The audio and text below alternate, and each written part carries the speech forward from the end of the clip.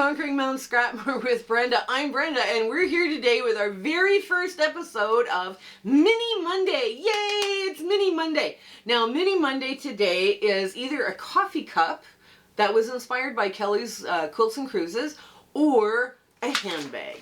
So this is, you're going to find the two different PDFs, one for a 6-inch finish and one for a 3-inch finish, and they're just the cutest little handbags or coffee cups ever. So Kelly from Kelly Quilts and Cruises showed us that with the community sew along, and I just thought, oh, I could do something with this and it would be fun. So we are giving her credit for her idea for the coffee cup. Now, but first we're going to do a shout out, because you're going to find Kelly's YouTube video in the shout outs, or in the description box as well. But here's our shout out. Our shout out is Michelle at the Simple Quilter. I am just delighted that she's now back and up and running again. So you guys go give her some words of encouragement and some love, and tell her that Brenda from Conquering Mount Scrapmore sent you. And if you like what you see there, please hit that subscribe button of hers. Now, this is, she doesn't know this is coming, so it's kind of a nice surprise. And Kelly doesn't know that I've taken her idea and made it into a foundation paper piece one. So that's a surprise for her too. So if you go to both of them, there's like 2 shout outs today essentially. So if you go to both of them, tell them that I sent you. Now, we just had so much fun with this. I couldn't believe it. I was just like giggling, tickle pink giggling with this. Now, all the other things we're going to talk about right now are going to be in the show notes, so it's really important to get into those show notes. We have a Facebook group, and if you're part of that Facebook community, please come and check us out in the Facebook group. We do like show pictures and ask questions and all that regular stuff, but we have lots of community chats. We do fabric exchanges, we do recipe exchanges, you know, mostly like crock pot, you know, stuff you throw in your crock pot, you walk away for 6 hours and you can sew, that kind of thing. We do like Thankful Thursdays, Saturday snippets, and fabric exchanges by country. So if you're interested in joining a fabric exchange, say in Canada, because you're Canadian, please join that one.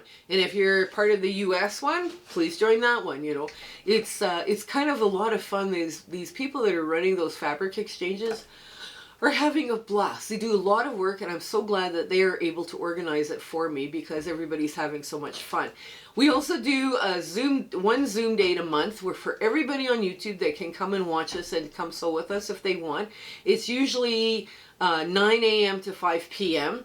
It's first Saturday, and it's Mountain Standard Time. That's the time zones, right? So you gotta, like, okay, so wherever you are, you know, like you gotta, okay, she's only gonna be on for this time. And we have people joining us from all over. We have people from Europe and Great Britain and Australia and New Zealand, and we have some ladies from South America every once in a while that come show. And the lady from Indonesia hasn't come for a while, but you know, she might show up too. You never know who you're going to come sew with on those sew days, and it's always so much fun. Now, if you don't feel like sewing that day, because you know, like things are, I don't want to sew today, and you want to bring your needlepoint or cross stitch, bring it. It's a great place to come hang out, and we can all get to see what you're working on. It's a lot of fun. Don't bring stuff that I've shown you here on the channel. Bring stuff that's inspiring you and you're having fun with. That's the whole point of these Zoom sew days, is you come and you have fun. Right? Now, also, over our analytics are showing over half of you that are watching right now are not subscribed. Subscribing would help us and encourage us to keep giving you free and fun content. And we're just having fun with this this YouTube channel, my spouse and I. And it's been quite an amazing journey, and I've met so many very talented quilters, and it would be really great to meet you as well.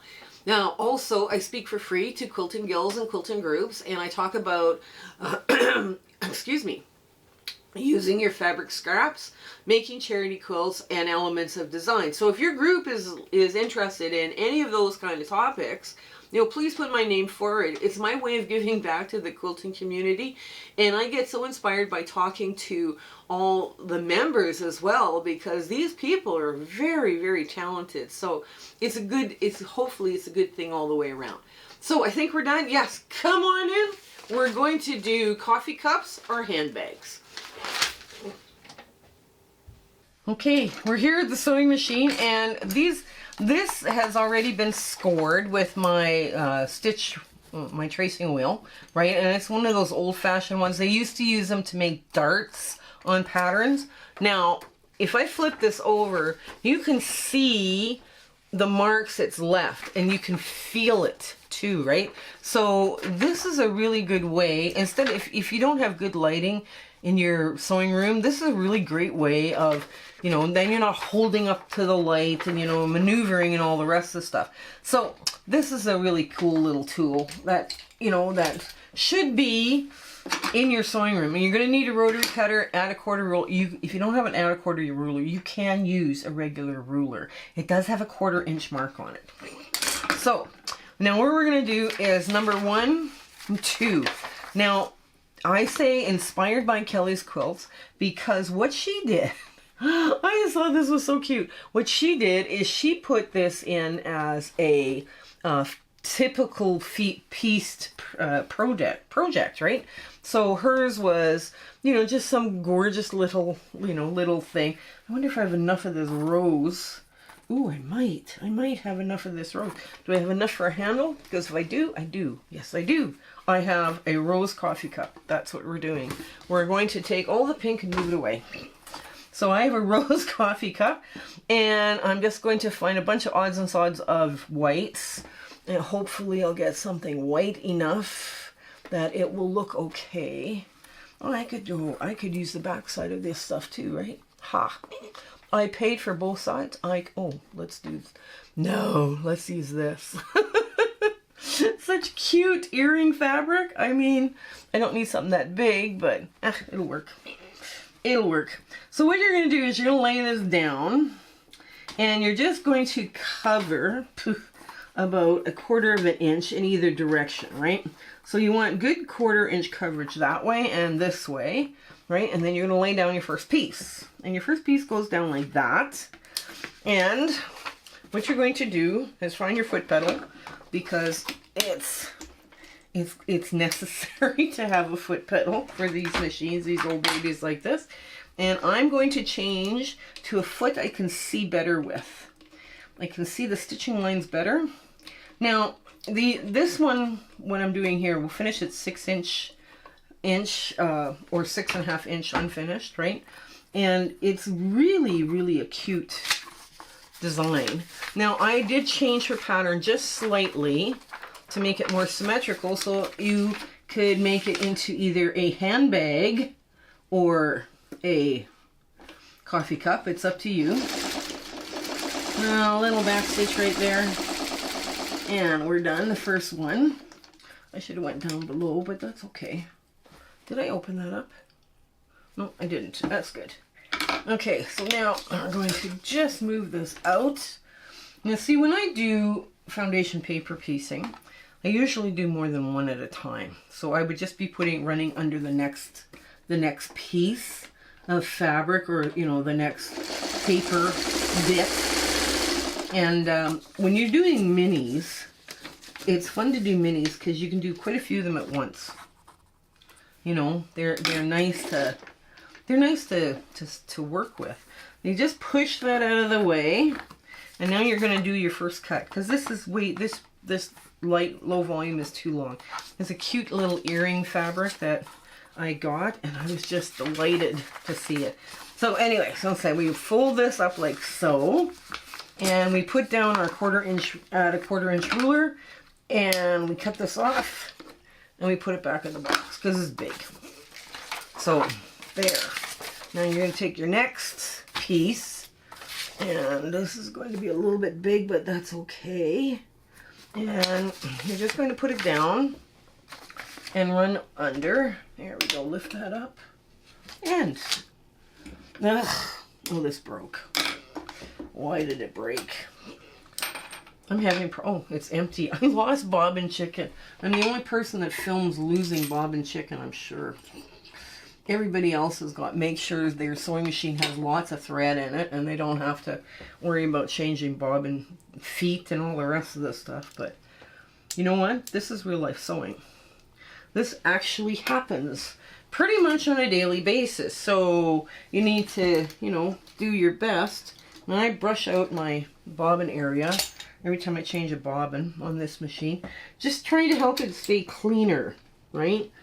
Okay, let's bring up our thread and we'll sew our leader ender piece real quick like.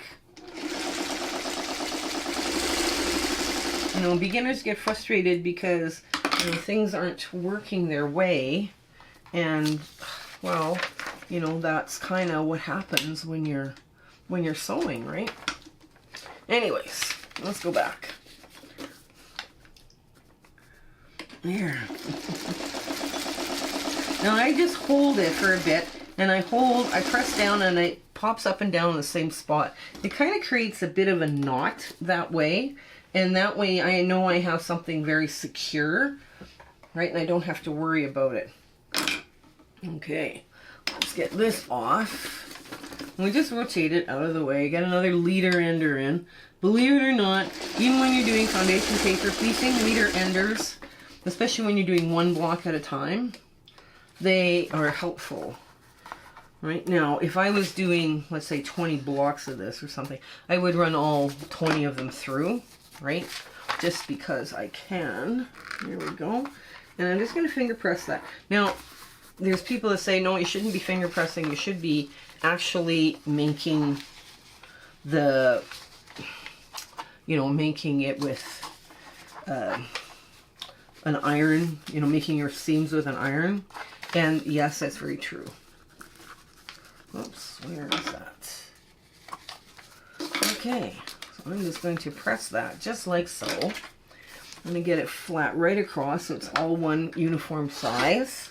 And we're going to put on number 4.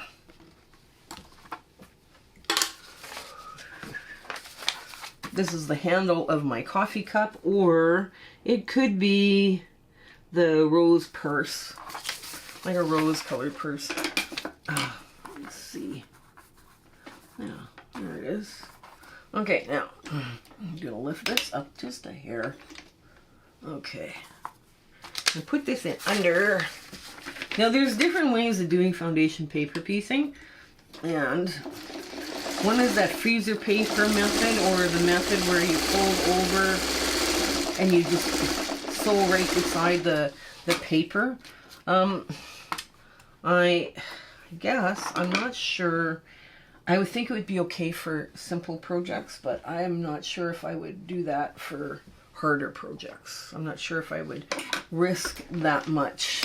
Okay. But, I mean, you know, give it a go, right?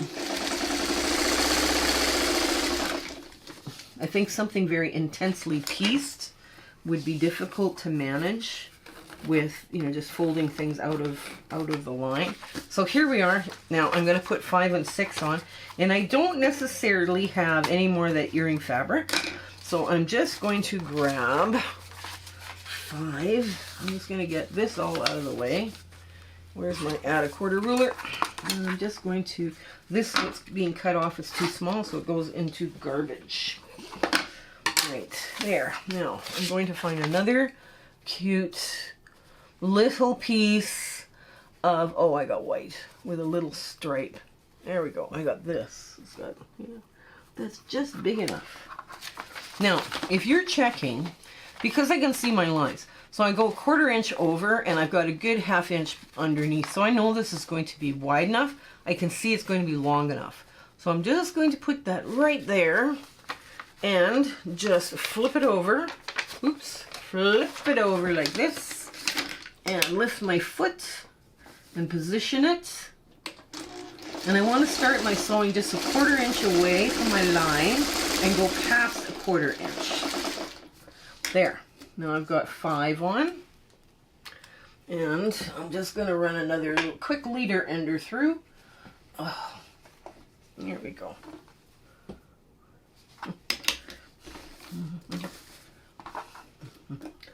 Yeah, I'm going through my purples right now, and I'm like, I didn't buy this. I didn't buy this. I have no idea where I got this from. It's fun. It's just a fun way of doing stuff, right? Why not? Okay, now we want to put on 6. We want to get this pressed, just like so. And add a quarter ruler is there. And I prefer doing minis. Like, this is not a mini to me. This is kind of like, you know, a 6-inch finished square. It's not necessarily mini, but these are fun anyways. You know, they're kind of cool, and you never know what you're gonna get. Okay, now this one would fit. However, you have a great big orange spot and wouldn't read as a background. So you kind of have to be a little picky. Oh, here's cute. Oh, here's some cute stuff. Oh, this is adorable. Okay, this one. We're going to do this one. Okay. So we know this is way oversized, but it's okay. Now, I've got lots. It's a great big piece, so I'm not going to worry about it. And because it's a crumb, you know, it's on its last legs in my sewing room. So again, just hold it. So across. There we go. There. And now I'll get another one ready. No, I'll take one from here. Okay. There we go. There. Okay. Now, this just gets pressed out of the way, and we look to see which is next. And 5, 6, 7 is next, so we want to go here this way. And we want to cut off the excess bits. Flatten it all out. Oh, okay. We're going to start down here. There we go. Just like that. Nice. So now 7 is a neutral or a low volume. So I want to pick something that's long and narrow, but not too busy. Because, oh, here, perfect. Is that long enough? Oh, it's too short. I might have to go digging a little bit further. Let's see. Oh, this would be perfect, but from the other side. Okay, well, let's see. We'll dig. We don't get too busy digging. Because, I mean, if you get too busy digging, you're going to just get frustrated and, oh, gee, I don't have enough, or I don't have the right stuff, or I don't have this. This one is nice. It's long enough. And, yeah, it's probably a little bit too big, but it'll be fine. I'm just going to leave that there. Okay, 7. So, from here to here, see if I can't get one with a little less pattern on it. Okay, so there, we'll cut it off here, throw that back. There we go. Basically, you're looking for string at that point, right? Because you want to have it long enough to cover 7, but also to cover the seam allowance, right? Because that's right at the outside edge. And yes, I try and piece them a little big on that outside edge, right? Because I don't want them. Okay. There we go.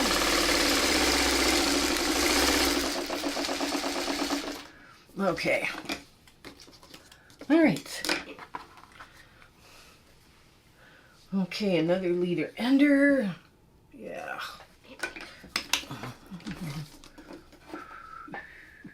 If it was a little bit better organized with pulling fabric out of the whites, it would go faster, but you know, that's real life sewing too, right? There we go. And now the piece everybody's been waiting for is the cup. The base of the cup. Okay. A rose cup. Or a rose handbag, depending on which way you're holding this. Okay. I gotta get off the... Okay. Hinge. There's a hinge here. There we go. And now we're going to lay our big number 8 down. This. I think it's cute. I think it will be lovely. Okay. So we will lay it down. Yes, we have good coverage on both sides. And, okay. Okay, come on. There you go. Come on there. Under it. No flipping, no flipping. No flipping is allowed.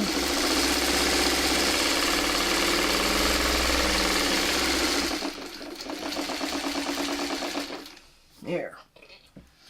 And another leader ender. Oh, yay.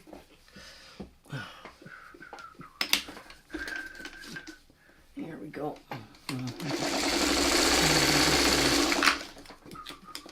There we go. Get this off. Now,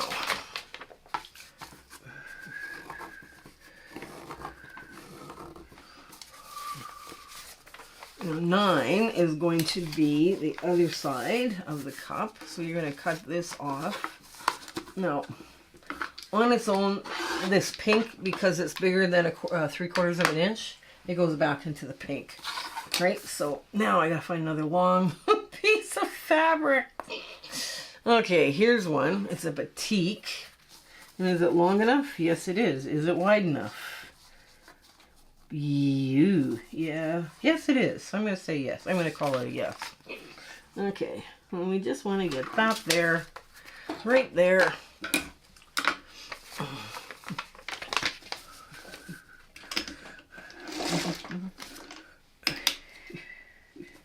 Here we go. Make sure nothing's flipped. And we only got 2 more pieces to do. Okay. That did not take long. Okay. And last, there, another leader ender. Now, there.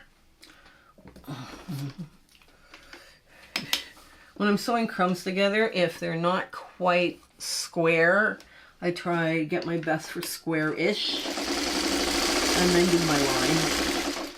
Right, so just in case you're wondering what I'm doing. Okay, yes, it was big enough. Now I need something long and skinny, which might be tough. Oh wait, oh, is this long enough? Nope. Nope, nope, nope. And oh, this will be long enough. This one right here. Okay. That will be long enough. Okay, so I'm going to trim this one here. Hang on. We'll get 10 first. Okay. Now, when Kelly did hers, she did this traditional paper piecing, and I believe Michelle has it. I mean, Kelly could probably still have it on her YouTube channel as well. The Community Sew Along, and I just thought it was so cute when she presented it to our group. I just thought this was darling. What a cute idea! What a cute idea for this. Okay, I've got some white on white, and this is straight of grain, so that's the part I'm going to use is straight of grain. And I'll show you a trick here, because I'm struggling trying to find stuff that's going to fit, right? I can go right across, number 10, no hesitation. Okay, and here we go. Now I know I'm going to be hanging out on both sides. That's okay. That is just fine. Okay, another leader ender. Oh, thank God we have a whole pile of these to do. I'm going to be doing purple leader enders for a while. Okay, so now I'm going to take this, I'm going to push this out of the way, and because it is such a large piece, sometimes when you're trying to sew on short, narrow pieces, it doesn't work, right? Because you've got too much stuff on the go. Now I'm just going to take this and go a little bit higher, or maybe on the 1/4 inch. There we go. And that's another piece for me that I can use on 11. So there I go. I'm just going to take this and fold 11. Now, when you do that tracing wheel trick, it makes your paper easier to fold and you're not struggling trying to fold it. That's the other beautiful thing about it. Oops, come on, go down. There, just like that. And okay, so now we're going to line this up on the fatter end. Okay, the fatter end there. Okay, and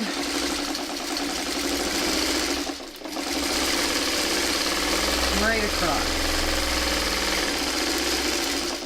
Now, another leader ender. You guys are going, how many liter enders do you have? Lots. Lots and lots and lots. Oh my goodness, lots. I have lots of them. It's kind of scary how many I have. I have a whole bucket of purple. Now, this gets pressed up this way. Now you can see right away you're a little short on the corner. That's okay. You can fudge this. Okay, I'm going to show you how to fudge this right away. Now I've cut that one really clean, close up. Now I'm just going to line this up on the outside line to do my first cutting. There we go. There. So basically what I've done is I've trimmed this. So I don't need this great big piece here now, but I do need a little bit of it. So what I'm going to do, I'm going to take this just like that. Or, you know, I'm going to do this differently. I'm going to go like that. Okay. So what I need is this piece just like that. And I'm going to put it down to cover the edge. Right? To cover that little corner that's missing. Right? Because you can see this didn't get sewn. Right? Because it's too short. This got too short. Right?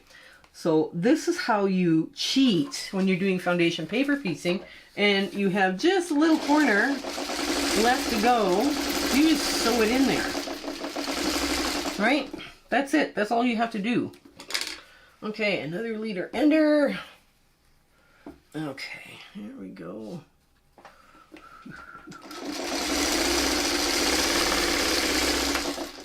There. And now I'm just going to finger press it, or you could, you know, press it with a sewing machine or like an iron, and trim off, finish trimming off this. Now you can trim this as well, right? So you have your seam allowance. Like when I hand draw these, right, this outer ring is a seam allowance. And I'm going to do that. And now what I'm going to do is I'm going to flip this around like so. Got everything the way I need it to go. I'm going to run inside my seam allowance my stay stitching. Right? You always have your stitches, stitch length down. When you're doing foundation paper piecing, always have your stitch length down as far as it will go. I'm not sure what it is on the modern machines, but I can set my machine up to 25 to 30 stitches per inch, and that is just perfect for foundation paper piecing. And you go right to the corner. Now what this does is prevent your outer edges, if they're not, you know, straight of grain. It prevents them from getting stretched. Once you take the paper off, you know, now, you know, things can stretch and move about. But if you stay stitched, it doesn't stretch. You don't have the same distortion. And another little leader ender. Oops, hang on. Hang on. I'm going to probably have a whole bunch more of these, but oh well. There we go. There we go. And that's it. So there we go. There's our coffee cup. So what I'm going to do is I'm going to give it a good press, right? And like I say, this was inspired by Kelly's Quilts and Cruises. And this is just a fun, cute little block. Okay, we'll be back in a sec. Okay, thanks to Kelly for Kelly's Quilts and Cruises for this design. I just thought this was so cute. So this is either a coffee cup, depending on which way your handle is going. We did modify the pattern from hers just a little bit for the actual silhouette. Or it can be a handbag, a rose-covered handbag. And I thought that was so cute. My husband and I were just kind of like, no, I liked it better as a coffee cup. So anyways, I do hope you give this one a try. The minis are adorable when they're done. And I was going to play with some of those too and do some little ones up. You know, so you can see what they, hopefully get around filming all, or like taking photos of all of this and showing it to you. But yeah, now, some people have asked, how do I take this off? Well, when you use that tracing wheel, this is nothing. You just take it off. And it comes off very easily, and it just doesn't create too much of a mess. I know there's people that love the freezer paper method of doing foundation paper piecing. I think it's okay to do simpler patterns with it, but I would hesitate to do something really complex. But that's me, right? Because I learned how to do it this way. So I've been doing it this way for a while. So in the time I'm talking to you, I've taken off 99.9% of the paper. And the stay stitching paper, it pulls off. It just pulls off. It's a little tougher to pull off, but not bad. So it's just about done, right? So it doesn't take long. Grandchildren love to do this. Remember that. You put a movie on, you give them popcorn, and the next thing you know, you're putting little papers into your mouth because the kids have thrown it into the wrong bowl, but they love doing it, and they're good at doing it, and their little fingers are really good. And just like that, magically, there we go, I'm done. The paper's off. So, whether you like a handbag or a purse or a coffee cup, depending on which way you want your handle to go, this is a cute little one to try. So, take care and stay well until we meet each other again. Okay, bye! Hello again. We just want to thank you for enjoying our video and, coming along with my husband and my YouTube adventure and quilting. And, sometimes things don't work out as best they should, and sometimes they work out great. We're going, wow, that went well. But it's been an amazing journey, and I'm so glad I could share it with you. Share, like, and subscribe these videos. That really helps us out, and it helps us make more charity quilts, okay? So you guys take care until we have a chance to meet again, okay? Bye!